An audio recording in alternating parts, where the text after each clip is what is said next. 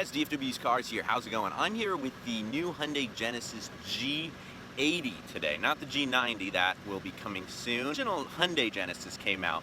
I wasn't too huge a fan. And I'll explain a little bit more to you why later. So let's see if this guy here can win me over and make me a true fan and believer in the Genesis brand. Car, although not particularly unique looking, is good looking. There's no really denying that.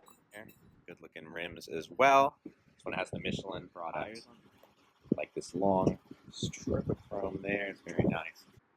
Good side profile, very sleek in the back there. Those lights, though, however, I don't really know that I love the way that comes forward.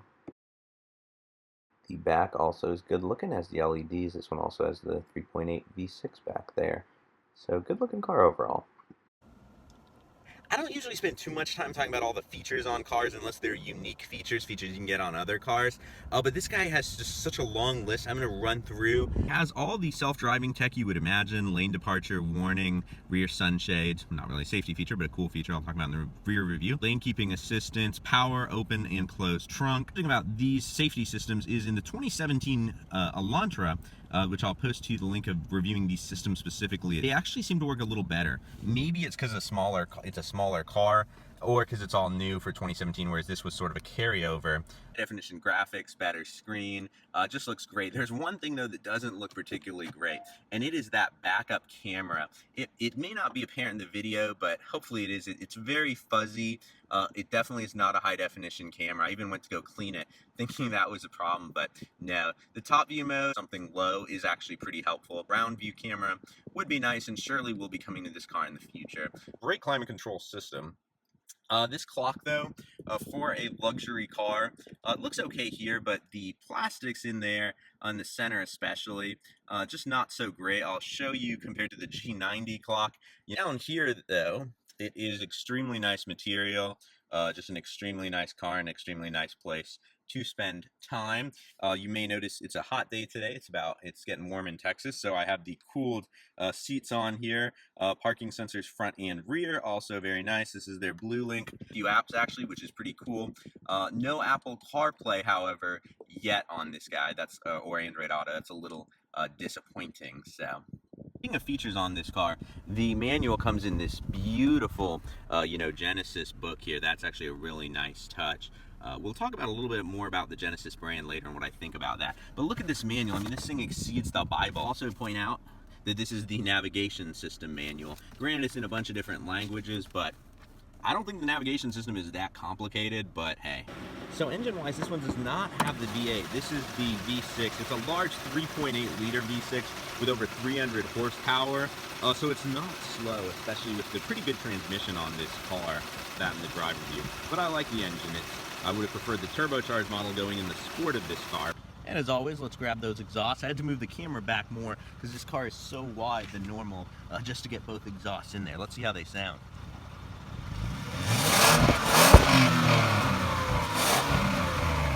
On this guy is absolutely phenomenal. It's got the power open and close features I mentioned earlier.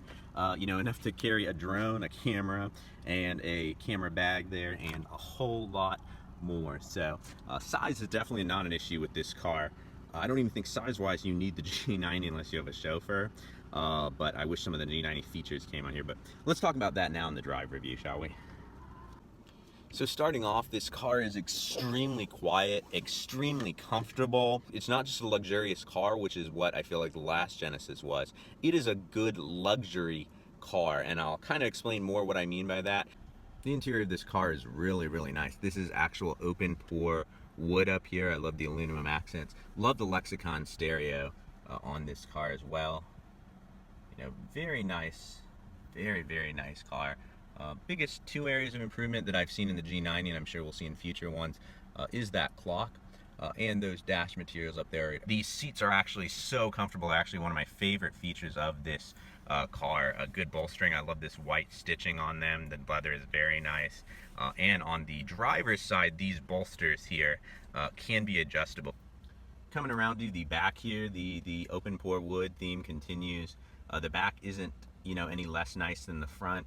You still get all the basic features. Sunshades on the side and in the back here, which on a sunny day like today is extremely helpful and nice. Great console here. They cover the cup holders. One oversight though, there are vents which have some limited adjustability, but there are no heated seats back here. Hyundai Elantras have that as a feature. Nice map pockets. Although some of the features, especially when you compare it to the G90, aren't necessarily there, very comfortable back here. I've actually fallen asleep when I was the passenger back here, even though it wasn't that late at night. It's that comfortable and isolated and quiet, and there's of course panoramic sunroof, which comes really far into the back and just helps open up the character and flow of the car here.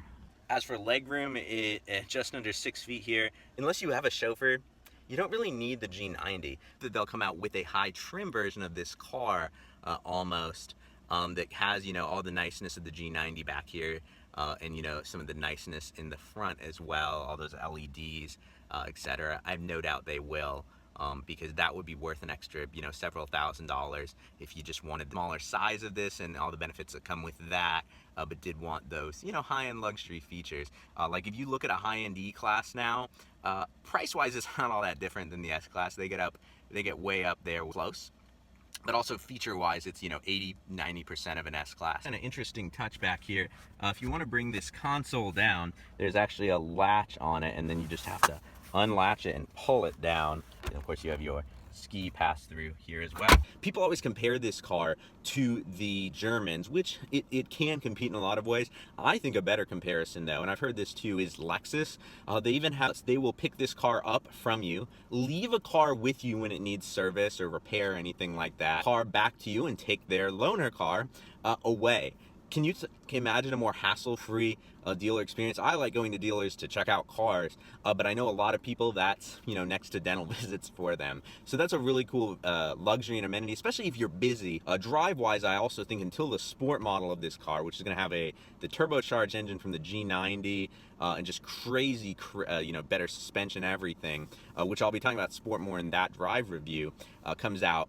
This is more of a Japanese or even some German, like I guess more Audi, Mercedes competitor, in that it's a more luxury focused than sport focused. That kind of leads me into the drive review. So let's go. Because it's such a pretty area I'm reviewing now versus my normal streets, I actually have the GoPro, so I'll just kind of split those footages together, as you'll see. So got it in sport mode, not necessarily because it needs it. The engine does have a nice sound. Give it a listen.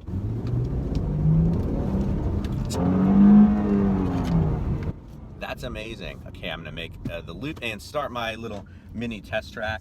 This is a time when no one's really in this neighborhood, so it's a great time for that. Hopefully the sun will cooperate with my drive. How is the sun in both directions?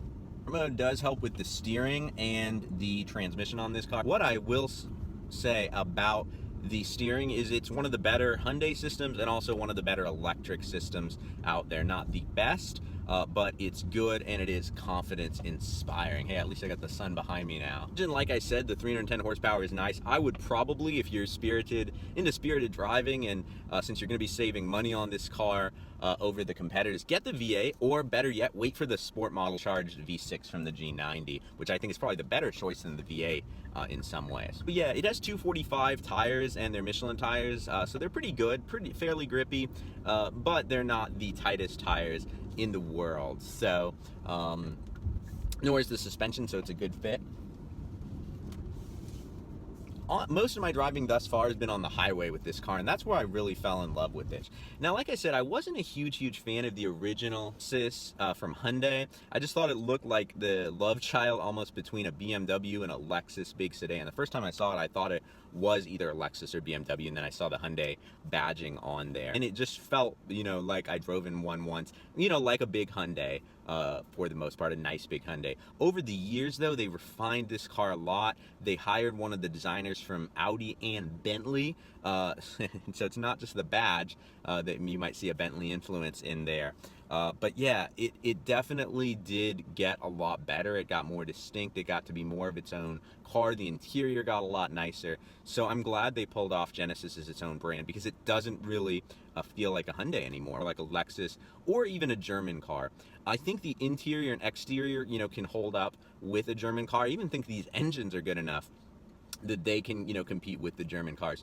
Where this model, particular in the G90, can compete with with that big back seat and all the features back there, can compete with the Germans as well.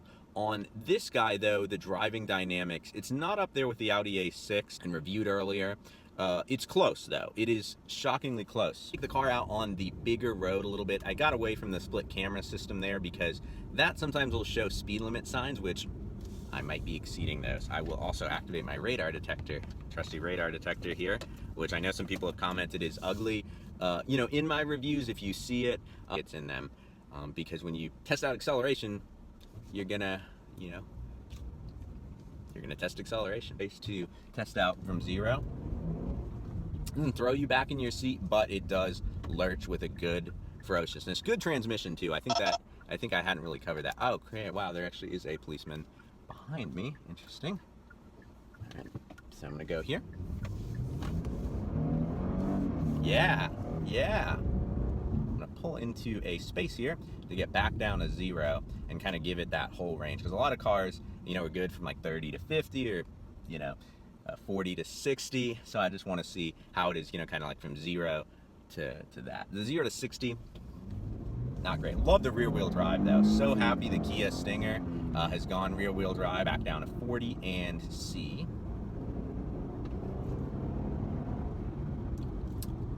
Little bit more. I actually thought the 0 to 60 was better than the 40 to 60. On the highway, however, you know, good get down and brisk acceleration, especially when you do engage that sport mode. Good fuel economy for such a big, heavy car as well. Yeah, nice. It's not bad. Let me paddle shift. Wow, I'm impressed. That is very good. Pretty quick transmission too, seeing it's an automatic and not a dual clutch. The paddles actually respond with some speed. I like it. Did you guys hear that? Got some tire spin there. Not bad for the base model of this car. I'm impressed. And stability control actually let it go. Same with on the Kia Soul I drove recently. They dialed their stability control systems back a little. They'll let the tire get a little spin, whereas a lot will just start cutting power like a lunatic, even when you have it in sport mode. I don't want to sit and do burnouts, but at the same time, I do not want the power cut back so much. It essentially robs the car and the drivetrain of its character. So I'm appreciating that. So I try to end my videos with, would I buy this car with my own money, which is a good test I've, you know, heard over the years. And it's, you know, kind of the ultimate way of saying on a review, do I like this car? I'm not in the market for this car, but if I was given an option of having, say, a $70,000, $80,000 German car sale E300, which, you know, has more features and a slightly better interior, similar driving dynamics, actually. The E drives slightly better. Or like an Audi A6, maybe not the new one, but the current one, or something like that. Or this car plus 20, you know, say 10, 20, 15, $20,000 cash, whatever the difference was. I would legitimately take this car plus the cash. That said, I would want to wait till the redesign that the fresh sheet that the G90 is applied to this car. As I kind of discussed earlier, because the G90, I don't think many people want that extra size, but it does have that extra luxury. So if they came out with like a Luxe edition, this is already like a very high trim of this, but if they had, you know, an even higher trim where the interior matched the G90 and things like that, and there was some more amenities in the back seat, man, and you could get that on the sport model, that would probably not only give, you know, Lexus a run for their money, but it really would be a true, you know, German competitor. This car can't hold its own with them. And I'm not going to say the very cliche, for a Korean car, this is good. No, for a car, this is good. This is a great luxury car. The ride is surprisingly flat. It's not sporty, the suspension, but it's very comfortable. These seats are insanely squishy. And for a long trip, and I put basically I think 1,000 miles on this car.